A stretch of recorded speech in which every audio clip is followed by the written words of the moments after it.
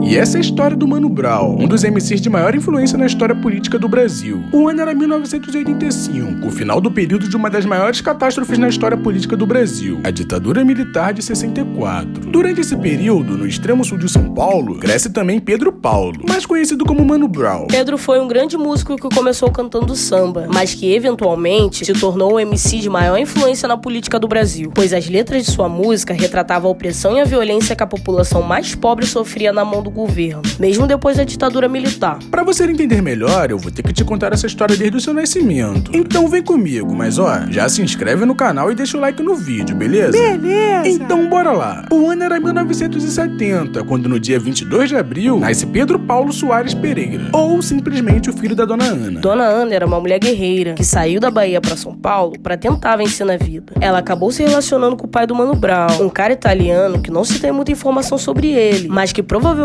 abandonou o barco antes mesmo do seu nascimento. Ser descendente de italiano não garantiu nenhum tipo de privilégio ao rapper. Ele foi criado no Capão Redondo e recebeu tratamento como de qualquer outra criança periférica. Minha mãe, ela faz questão, seu pai é italiano, ela faz questão de lembrar. Mas também nunca pude levar essa de italiano não, meu. Eu vivi que nem preto, moro, meu. Vivi que nem preto, comi que nem preto. Vivi vida de preto, não é igual de italiano não. Durante 6 anos de sua vida, Pedro Paulo estudou em uma escola particular. Nessa escola, ele cursou da 1ª à 6ª série. E como sendo de uma família extremamente pobre, sua mãe só conseguiu bancar a matrícula por conta de que o patrão do trabalho dela ajudava pagando metade da bolsa de estudo. Sim. Eu estudei 6 anos na escola adventista, que era uma escola onde o patrão da minha mãe pagava metade e ela metade. Entendeu? Normalmente eu não estudaria lá, não teria condições, né? Minha mãe suou sangue pra pagar essa metade aí. E eu terminei, eu fiz até a 6ª série no colégio adventista. Aos 13 anos de idade, Pedro começa a ir pra grupo. E como ele estava faltando às aulas, com medo de ser preso enquanto estudava, ele acabou reprovando a 7ª série. Na época, sua mãe não ficou sabendo de sua reprovação, pois como ela não sabia nem ler nem escrever, Pedro Paulo aproveitou para esconder as informações do boletim. O que não adiantou de muita coisa, já que no ano seguinte ele retornou para a mesma classe. Minha mãe nem descobriu. Ela só foi descobrir que eu tinha repetido já em fevereiro do outro ano, que eu voltei pra 7ª série de novo. Quando ela foi perceber, mas ela não sabia nem ler nem escrever, ela não entendeu muito bem, eu escondi dela, entendeu? Eu repeti por falta, porque eu acabei me envolvendo com os moleques da área e se eu fosse pra escola eu poderia ser preso. Pequenos furtos, coisa de moleque, né? Coisa da época, né? Sim. Um ano depois, Pedro finalmente completou a 7ª série. E no ano seguinte, já no seu último ano do ensino fundamental, ele começou a fazer seus primeiros raps. Naquele tempo, as rimas do Mano Brown já tinham uma estética avançada pra época, mas apesar do talento no rap, sua essência musical veio do samba e do funk. Tanto que, no bairro onde morava, ele fazia parte de um grupo de pagode chamado Vem Que Tem. Eu tinha grupo de samba, eu era ritmista, tinha meus amigos, eu tocava, meus primos tocavam, eu ia. Aí depois eu tive para meu próprio grupo, lá no bairro lá, entendeu? O grupo da quebrada lá era o Vem Que Tem. Já no funk, quando eu falo do ritmo musical, eu estou me referindo a James Brown. Até porque o funk daquela época era totalmente diferente do que a gente tá acostumado, né? Sim, sim. Assim como o rap, o funk no Brasil teve toda uma evolução desde que chegou no país até os dias de hoje. Mas isso é assunto pra outro vídeo. Voltando à história do Mano Brown, ele chegou a cursar eletrônica no ensino médio, mas como sempre foi péssimo em matemática, desistiu da escola no 1º ano de curso. Ao sair da escola, Brown passou a dedicar sua vida ainda mais ao rap. Talvez você não saiba, mas na época, ele cantava com Ice Blue, e juntos, os dois formavam a dupla BB Boys. Segura a bronca que essa aqui eu não falei pra ninguém. Estou ficando injuriado, vou dizer o que tem. Faço os conceitos que essa gente tá fazendo por fazer, falando coisas realmente não tem nada a ver. Dizem que os raps de São Paulo fazem letras sem sentido, isso é um grande engano, nunca sequer nos ouviram. Seu filho não entender o que tentamos dizer, nós jogamos conversa fora, é só você parar pra ver. Agora uma coisa eu digo e muita gente se incomoda, BB Boys pra ficar porque rap não é moda. Acostumados a cantar pelas ruas, certo dia, a dupla decidiu que se apresentaria no Clube do Rap, que inclusive estavam também se apresentando Ed Rock e KLJ. Essa foi a primeira vez que o quarteto teve algum tipo de contato. Porém, nesse dia, Brown e Blue foram impedidos de cantar. O que acontece é que os BB Boys eram apenas MCs, diferente de Ed Rock e KLJ, que eram DJs e tinham seu próprio equipamento de som pra tocar. Pela falta de recursos, acabou que os dois não se apresentaram, mas continuaram a curtir a noite no clube, pois como de costume, costume, só tocava música boa naquele lugar. Já na segunda vez em que os quatro se trombaram, foi no antigo clube da cidade. Ed Rock e KLJ estavam se apresentando no local, quando na saída foram abordados pelo Mano Brown, que estava bastante admirado pelo talento da dupla de DJs. Eles chegaram a trocar uma ideia. Em alguns eventos compartilharam do mesmo palco, mas esse não foi o começo do Racionais MCs. O grupo aconteceu de verdade quando Milton Salles foi até São Bento procurar pelo Mano Brown. Só pra contextualizar, São Bento, galera, é uma estação de metrô no estado de São Paulo. E talvez você não saiba, mas esse lugar é considerado como o berço do hip hop no Brasil. Como assim? É que no meado da década de 80, todo sábado, DJs, rappers, grafiteiros, dançarinos e toda a galera do hip hop se reunia na São Bento pra fazer a cena acontecer. Mas como esse não é o assunto principal do vídeo, eu vou deixar pra falar da São Bento quando abordarmos a história do hip hop do Brasil aqui no canal, beleza? Ah, tá bom. Então, de volta à narrativa, Milton Salles acha o Mano Brown e juntos,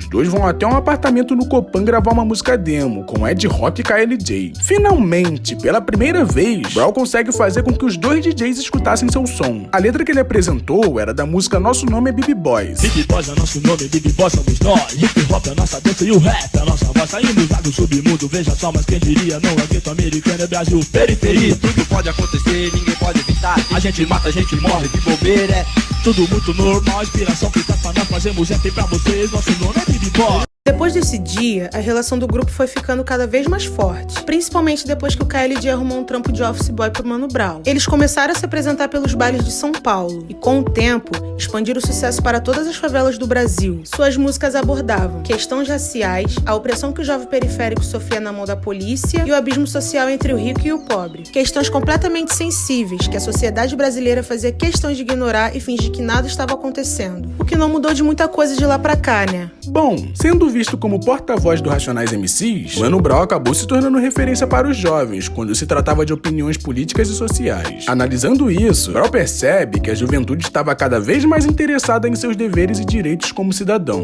Não que a galera não soubesse, mas era confuso. Por quê? Pela lei, no artigo 6º do capítulo 2 da Constituição de 88, é obrigação do Estado a garantia do direito à educação, à saúde, à alimentação, ao trabalho, direito à moradia. Só que a realidade do país, que na época era governado pelo Fernando Henrique Cardoso, não tinha nada a ver com os direitos que a Constituição garantia. Muito pelo contrário, pois apesar da diminuição da inflação por conta do Plano Real de 94, houve uma alta taxa de desemprego que assombrou milhares de famílias brasileiras. Fora o alto índice de corrupção política, que desviou investimentos das áreas da saúde, educação, transportes e... você sabe como funciona a política no Brasil, né? Não tem jeito. Observando a cena, Brown enxerga a necessidade e o desespero que a favela tinha pra mudar de vez a situação de miséria do país. Só que, como você sabe, a única forma democrática de promover essa mudança no Brasil é através da política. Sendo assim, Brown teria que usar o sistema para promover mudanças. O mesmo sistema que ele ataca e repudia em suas músicas. O que ele tá tentando dizer, galera, é que a possível solução seria apoiar a ideia de algum político com um plano de governo compatível com a necessidade da população. A partir daí que surge a proximidade de Brown com o candidato à presidência Luiz Inácio Lula da Silva. O único problema é que, como convencer os manos da quebradas a votarem em um político, levando em consideração o fato de que suas músicas reforçam ainda mais a ideia sobre não confiar no sistema? É meio complicado. Mas como era jovem e estava com sede em querer mudar de vez a situação caótica de seu país, Mano Brown aceitou o desafio. Ele participou de alguns comícios e deu abertura para que o Partido dos Trabalhadores conseguisse se comunicar com a periferia, pois como eu havia dito, boa parte das pessoas influenciadas pelas letras do Racionais já não botavam mais fé no sistema. Não queriam muito saber de política. Até que em 2002, depois de 3 tentativas fracassadas, vai à presidência o candidato Lula da Silva. Galera, antes de qualquer má interpretação, não estou querendo dizer que o Mano Brown foi o responsável pela eleição do Lula, tá? Além de todo o contexto social, o Partido dos Trabalhadores teve toda uma estratégia para que Lula conseguisse ser o primeiro líder de um partido de esquerda eleito presidente. Mas voltando à história de Pedro Paulo, em 2004, enquanto estava a caminho de sua casa, Brown foi perseguido pela polícia. Ao chegar no condomínio onde morava, ele foi abordado. Porém, Brown rejeita ser revistado sob o argumento de que não poderiam prendê-lo dentro de sua própria casa. Os policiais ignoram e o levam a preso, principalmente depois de terem achado a ponta de um baseado no bolso do casaco do DJ Nel, um amigo que estava junto no carro. Na delegacia, o rapper ficou detido das 6h30 da tarde até as 1h20 da manhã, quando só foi solto após pagar uma fiança de R$60. Enquanto estava preso, mais de 100 pessoas foram à delegacia apoiá-lo. Dentre elas estava o senador Eduardo Suplicy. Para Eduardo, os policiais tiveram uma atitude abusiva quando prenderam Brau, e que o real motivo era por conta de que as letras de sua música faziam críticas à corporação. Os policiais negam e justificam dizendo que o músico só foi preso por não ter obedecido a ordem de parar enquanto estava sendo perseguido até o condomínio. Em declaração à Polícia Civil, os PMs também relatam que Brau e Nel estavam em atitudes suspeitas, dado o fato de que os vidros do carro em que eles estavam era tapado com sulfilme. E disseram mais, que quando abordado no condomínio, Brau os recebeu com xingamentos e reagiu à revista com socos. Apesar de tantas opressões, Brau sempre conseguiu se manter como uma pessoa muito importante para a cultura nacional. Não foi à toa que em 2008 ele entrou para a lista dos 100 maiores artistas da música brasileira pela revista Rolling Stone. Porém, entretanto, todavia, contudo, a essa altura do campeonato, alguns fãs que passaram toda a juventude escutando Racionais não estavam mais concordando com algumas ideias de seu ídolo. E, infelizmente, para alguma dessas pessoas, o cara que era visto como uma lenda da música brasileira acabou se tornando um rapper comprado pelo PT. O que acontece é que em 2007, em uma entrevista ao programa do Roda Viva, Mano Brown se declara abertamente eleitor do presidente Lula, mesmo numa época onde o Partido dos Trabalhadores estava envolvido em escândalos de corrupção. Eu gosto do Lula, sou eleitor do Lula, apoio o Lula, falo bem do Lula em qualquer lugar. E não espero benefício por isso. Não conto com nenhum benefício vindo do Lula ou de qualquer que venha do PT. Se vier, firmeza, mas eu não espero por isso. Eu acho que o Lula é um cara que ele veio de baixo, certo? Ele sabe que dar a cabeça dos amigos dele pros inimigos, ele não vai dar, entendeu? Ele vai esperar a justiça se fazer por conta própria. Acho que ele está posicionado certo. Essa fala de 2007 foi tirada de contexto e usada em vários outros momentos na história política do país, dando a entender que Mano Brown era só mais um fantoche manipulado pelo partido político. Sendo que, na verdade, galera, Brown sempre se posicionou para defender seus valores. E assim como qualquer outro cidadão brasileiro, ele estava apenas exercendo seu direito ao voto, para eleger uma pessoa que ele acreditava ser o certo no momento. A única diferença era o poder de influência que ele tinha sobre boa parte dos ouvintes de hip hop, né? Pois é, mas ainda assim, cara, não devemos ter cobrado pelos erros de corrupção dos políticos que elegemos. Eles quem nos devem satisfação. Afinal de contas, eles são pagos com o nosso dinheiro. São eles quem estão lá pra nos servir. Não o contrário. Que ideia. Eu votei porque é o meu direito votar, eu voto o que eu quiser. Já em 2018, para as pessoas que acreditavam que o Mano Brown era só mais um fantoche manipulado pelo PT, foi um ano de grande surpresa. É que em outubro daquele ano, pra ser mais específico, no segundo turno das eleições entre Fernando Haddad e Jair Bolsonaro, por consideração aos 2 primeiros mandatos da era PT, onde Brown fazia abertamente campanhas ao partido, o rapper acabou recebendo um convite para fazer um discurso que animasse os eleitores do candidato Haddad. Não gosto do clima de festa. O que mata a gente é a cegueira e o fanatismo. Deixou de entender o povão, já era. Se nós somos o Partido dos Trabalhadores, o Partido do Povo tem que entender o que o povo quer. Se não sabe, volta pra base. Vai procurar saber. E a minha ideia é essa, fechou.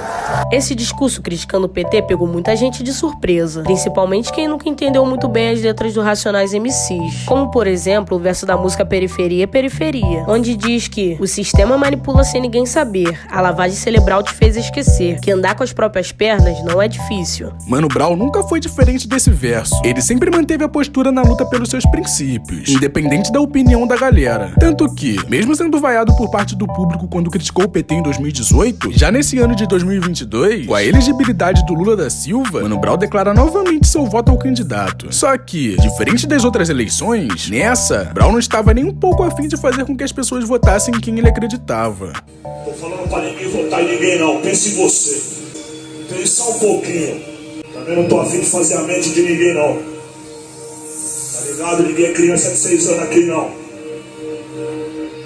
Depois não reclama dos próximos 4 anos. Vote em quem você quiser. Vai dizer que o Mano Brown te arrastou. Seja você.